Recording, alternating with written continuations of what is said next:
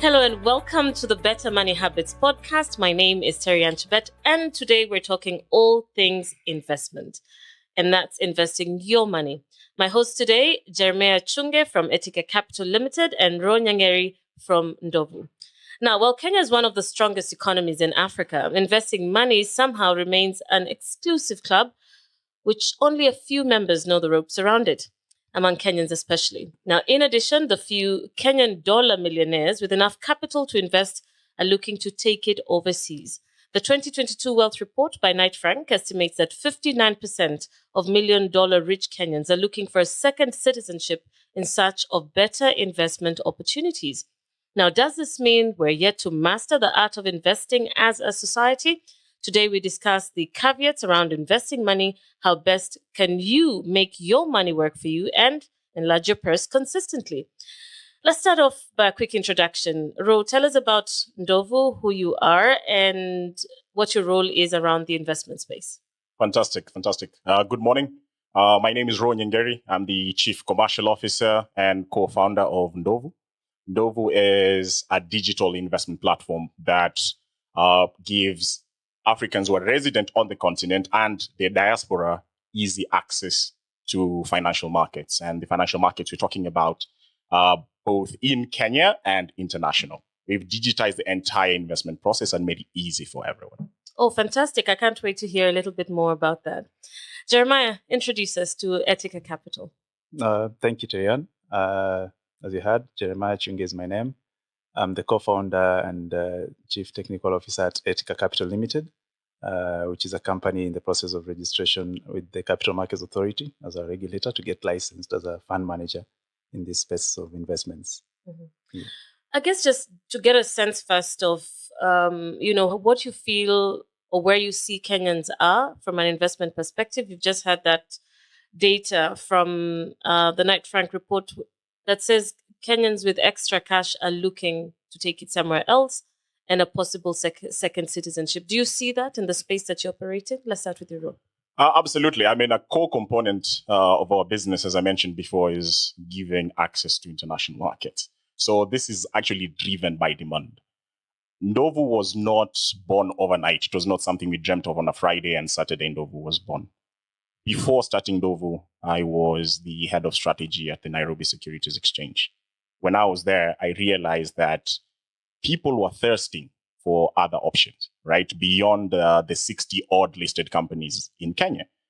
Folks would come to us and say, listen, I'm using an Apple phone, I'm using a Mac, and how can I get access to the companies that are part of my life every single day? So the journey of creating Ndovu actually started in 2014, and it was driven by demand. So the stats and the fact that you're getting from the reports are spot on. Kenyans are craving stuff beyond what is local. Jeremiah, your thoughts? I agree with Ro. Previously, I was at Genghis Capital Investment Bank, which was just next door to Ro's film office. Yeah. Yes, and these are the things you see in the market. There's lack of opportunities. I mean, among the 60 listed companies, about 6 are active. There's barely been any new IPOs being listed for the last many years, maybe 7, 8 years. There's a lot of opportunities and trends happening internationally, and markets that are opening. There's exchange-traded funds, there's listing of new companies. All these are not accessible locally. So there's a lot of need. The people are becoming more savvy. People are reading, people are researching, and they're looking for these opportunities. So part of also why we diverted to do our own things, following Ndovu's steps, is to provide these opportunities here locally and to avail it as options, because you need to give the investors options and then guide them through the opportunities. I'm curious though, why internationally? And I know that you've said, it's been a really long time since there's been an IPO or excitement around the stock markets, if I can use that word. Mm. So, why abroad and not here? I can give 2 comments to that. First and foremost, I oversaw the last IPO in 2014, NSC. I was the project lead on that and brought it to Kenyans. What is happening is the capital markets in itself has not evolved to the new reality, right? The capital market is structured around the industrial age. heavy industry, agricultural behemoths, right? But we've seen a shift post 2000 to more tech, right? Lives are changing. And then 2000, Android did not exist. Now it's part and parcel of everyone's life. So the capital market is still living in an age that is behind a curtain, right? But people will not wait on the capital market to evolve. They will take their local money global. And channels have opened up. It's beautiful. Kenya does not have exchange controls like in other countries in West Africa where you have to inform the central bank 1 week before that you want to move $100 across the country. Right now, we don't know how lucky we are, right? Yeah, we're in paradise here, you know. So with a beautiful environment, both regulatory and technology-wise in Kenya, guys can take their cash whenever they want, and they bond with these companies as well. Yeah. You know, I mean, I love that you say, for a company like Apple, for instance, because these are things, we touch and feel on a daily basis, whether it's your phone or, many other tech stocks that are on, that are floated on, markets abroad. And I'm just curious, there's a perception that they're unreachable, one, and that you need a lot of money to start investing in global stocks, for instance. What are your thoughts, Jeremiah? How do we, is that perception true? Can I get in with a little money? About how much do I need to start off if I'm, a new investor, for instance? Yeah. Even just before I get to that, to add on to what Ro said in terms of the challenges, you realize that some of these opportunities, it's the market players to bring to the people, not to wait for the regulator to bring to the people. Because innovation follows regulation, not regulation follows innovation. So innovate, then regulation will be built around that innovation. So we need to bring these opportunities to the people. Secondly, in terms of affordability and availability to the local, you can break it down to palatable amounts that can be able to be consumed by the local people. You can put them in a fund, so pull their resources together. So instead of having a barrier of entry in terms of the minimums, you lower it down, put their funds together, and give them access to that opportunity. So as the market players, that's the bridge that you're coming into. Is that like what the insurance companies, some of those insurance, like fund management, is that what happens? Yes. So how would it happen? How would you explain it for an individual like me, for instance? For instance, let me paint a picture. If you have 100 shillings right now, you can be able to buy one share of maybe Safaricom, let's say, at a minimum of 100. However, if there is an index fund will amalgamate like 6 stocks. For instance, let's say the banks, 5 banks, and one telecom being Safaricom, that's 6. With that 100 shillings, it gives you an opportunity across all those 6 counters. So you come into a fund instead of going to buy one, then the fund manager plays the role of advisory and making sure that 100 gives you a return in that fund, rather than you following one company with that 100 shillings that you put. So it gives you an opportunity across that spectrum. However, those are the things which are lacking in the market that we're trying to create. So are those some of the gaps, Ro, that Ndovu's looking to plug? We're already plugging it. You're already plugging into those gaps. So explain to our audience, because we're thinking of younger people, maybe just in their first jobs, possibly under the age of 30 or even above the age of 30, but are keen to invest internationally, but do not know where to start. How would they begin? The first thing that I would recommend to everyone is to check out my company, obviously, ndovu.co. Go to our website. We've done 2 things. The first beat is around education. We just don't tell people, go and invest, pull the trigger. You have to find out what is your station in life, okay? You just mentioned people could be young, could be post-30. You need to get a picture. Where are you in your life? Where are you financially? What are your desires for the next 5-10 years, right? This gives something called an investor profile. You need to find out whether you're a risk taker, you're a conservative person. Then we tie your financial plan, which is created automatically on the Ndovu platform, to your risk profile or risk appetite. You can't say that you're a conservative guy, you're afraid of risk, then you want to invest in stocks 100%. That's impossible. Then you can't say you're super, super aggressive and the only thing you want to do is invest in a government bond. Okay, there's that misconception. So on the Ndovu platform, we sort this digitally. We've taken 120 years of experience, 30 being mine and my co-founders, and 90 for the board. 120 years of experience, we've put it into 7 questions. So you get into that, you get profiled, and we automatically generate a portfolio for you. There's a suggestion. Like, Terryanne, this is your profile. Here's how you're going to invest. You're going to put 20% here, 30% there. But then for you, you just pay. You're doing a mobile money payment or bank transfer or paying by card. Then Ndovu does all the hard work on the back end. Is there a minimum? And that's usually, the question that most people have, know, because investing is not a discipline most people have, have taken on. So sometimes they're like, maybe I just have 1,000 shillings at the end of the month. Maybe I have 10. Is there a minimum? And how do you start? So I'm going to give you, first and foremost, a process to investing, then answer your question around the minimum. Okay. Yes, various funds or platforms will come with their own minimum because they've stated, we think that this is what is cost effective to us. This is what actually makes sense. On the Ndovu platform, the minimum is 5,000 shillings. 5,000 shillings and 50 bob. There's a 50 bob. It's something else that we actually do on the platform. But we encourage folks who are keen on investing to go through the first stage. Pre-investing is around savings.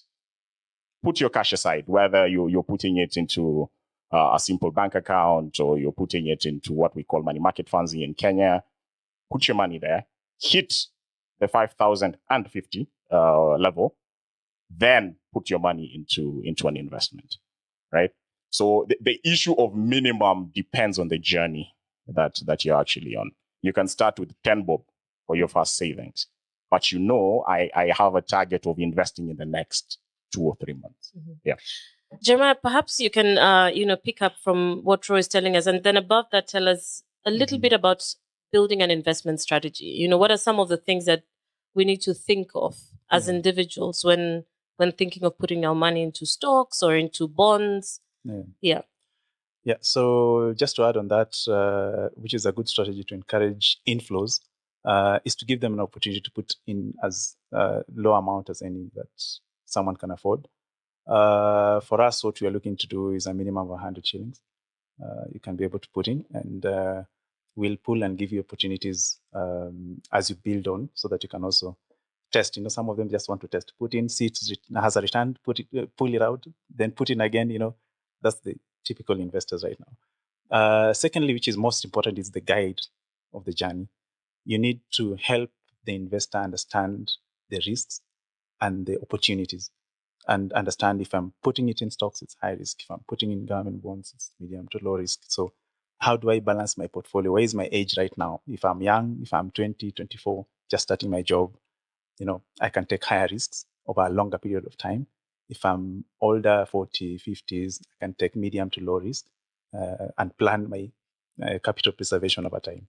So how do you guide them during that journey? Some want to be aggressive because they have an investment goal. So if they have an investment goal, do you tell them, okay, if this is your investment goal, your risk profile is X, but to achieve this, you need to rebalance your portfolio to Y. And this is the amounts you need to be saving every month. For young and upcoming generation, which is the mass of the market, I think there needs to be investor education way from even in secondary school or I think it should university. Be primary school. Yes, absolutely. Yeah. Because nobody told us about stocks until we were teaches you, in college. Exactly. No one teaches you about these things. You just get your first salary, you blow it, you're buying things, you're buying cars, instead of buying a car worth 2-point-something million, you could have bought a house, 1 bedroom, rent it, gives you cash flow. It's appreciating in returns. It's giving you 8% in rent. And over time, you'll be able to buy that car by having an investment policy and that discipline to say, whatever I earn from the first time I get my first payment, let me start putting 20%. So you always budget 80 to do whatever you want, but at least you're guaranteed that your 20% is working over time. If you're young and you're saying, you'll never be young forever, you'll never depend on your parents forever. At some point you'll retire, you'll become old. So you don't want to become old, then you start burdening your kids to, send you something for upkeep. It's such a bad cycle. Exactly. Yeah. And you're seeing so many people who get, even, people are in social media. You follow a lot of athletes, superstars, personalities who made huge amounts of money during their career. And then down the line, you see they're very broke or in addiction of drugs or something. And you wonder, what happened? Mm-hmm. So it's just that financial advice and discipline from a very young age that can help the generation that's coming. Yeah. And hopefully help us grow towards building generational wealth with that, which I think is a factor of discipline when it comes to personal finance and managing finances. Absolutely. I want us to talk about two things, which is on the flip side of investing. One, it's that herd mentality around, I don't know if it's a Kenyan thing or an African thing or a global thing, where there's an IPO and somebody says, there's an IPO. We're going to make cash out of this. So everybody puts in 10,000 shillings and immediately after the IPO, a few months down the line, they sell it and wait for the next big thing, whether it's quail eggs or, now it's liquor shops. There's always something that's the thing at one point, or another in Kenya. So I'm just curious about your, what advice would you give to Kenyans in terms of how do you pick your investment? Do you pick it because other people are doing it? So yeah, clearly there's money there in quotes. So what advice do you give to your clients when they come to you? Arul, let's start with you. First and foremost, the issue talking around people dashing into something. It's a symptom of something else. Folks have money, they just don't know where to place it.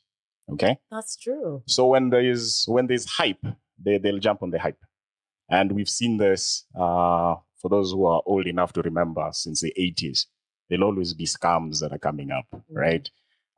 Initially, they were around land. I think the latest incarnations in this country around crypto and NFTs. Every generation has its own thing.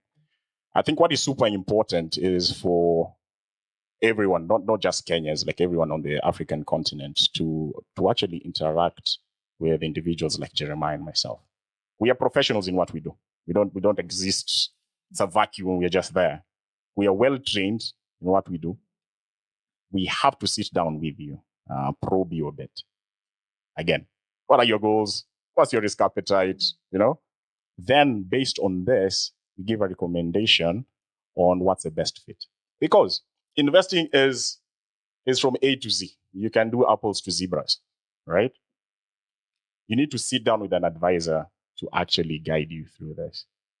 The downside of folks not actually trying to reach out to intermediaries and do such stuff is they channel cash into Ponzi's and all these weird things that you've seen over the years. Now, all these schemes are not protected under law. So the most you can do is complain. You will run to social media, but then what will government do? They can't do anything about it. Oof, yeah, I know people who have burnt their fingers, crypto, Forex. There was a huge Forex, buzz going around the last, I think 2 years ago. Jeremiah, what do you tell them when they come to you? For me, I look at their needs. Number one, you need to also encourage them to do research. And sometimes we also help them do the research because you realize in our space that we play, you monitor a lot of markets, agricultural, financial, transport, oil.